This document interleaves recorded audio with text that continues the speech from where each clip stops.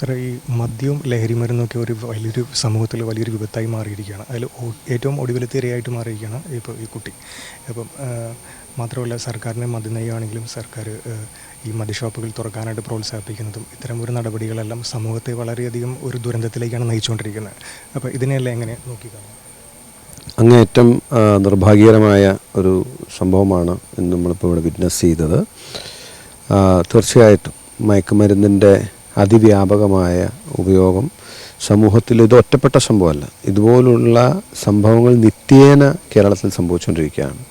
മദ്യത്തിൻ്റെയും മയക്കുമരുന്നിൻ്റെയും വ്യാപനം വളരെ വ്യാപകമാണെന്നും അത് ദൂരവ്യാപകമായ പ്രത്യാഘാതങ്ങൾ ഉണ്ടാക്കുമെന്ന് ആവർത്തിച്ച് സർക്കാരിനോട് പറയുന്നുണ്ടെങ്കിലും നിർഭാഗ്യവശാൽ സർക്കാർ അഡോപ്റ്റ് ചെയ്യുന്നൊരു മദ്യനയം എന്ന് പറയുന്നത് ഇതെല്ലാത്തിനെയും അല്ലെങ്കിൽ മദ്യത്തെ പ്രോത്സാഹിപ്പിക്കുന്ന നിലയിൽ എന്ന് പറയേണ്ടി വരും. ഒരു വശത്ത് വെറുതെ ഒരു വായ്ത്താരി പോലെ ഇങ്ങനെ മദ്യത്തിൻ്റെ ഉപയോഗം കുറച്ചു കൊണ്ടുവരുമെന്ന് പറയുകയും മറുവശത്ത് മദ്യവിൽപ്പന പരമാവധിയാക്കാൻ കഴിയുന്ന നിലയിലുള്ള ഒരു സമീപനം സ്വീകരിക്കുകയും ചെയ്യുന്ന ഒരു ഇരട്ടത്താപ്പ് സമീപനമാണ് സർക്കാരിൻ്റെ നിർഭാഗ്യവശാൽ ഈ കാര്യത്തിലുള്ളത്.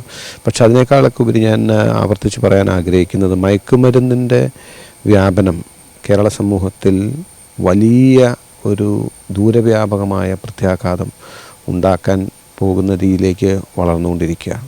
ഇതിനെതിരെ ജാഗരൂകരായിരുന്ന് നമ്മളെല്ലാവരും ഒത്തുചേർന്ന് പ്രവർത്തിച്ചില്ല എങ്കിൽ നമ്മളിതിന് കനത്ത വില കൊടുക്കേണ്ടി വരും എന്നാണ് തോന്നുന്നത്. സർക്കാർ ഇപ്പോൾ പറയുന്ന ഒരു കാഴ്ചപ്പാടുണ്ട്. എന്നുവെച്ചാൽ ഈ മദ്യത്തിൻ്റെ ലഭ്യത കുറഞ്ഞാൽ ലഹരിയിലേക്കുള്ള ഒരു പോക്ക് കൂടുതലായിട്ട് വർദ്ധിക്കും എന്നുള്ളത്. അതിനെ ആ ഒരു വീക്ഷണത്തെ എങ്ങനെ നോക്കി കാണുന്നു? അത്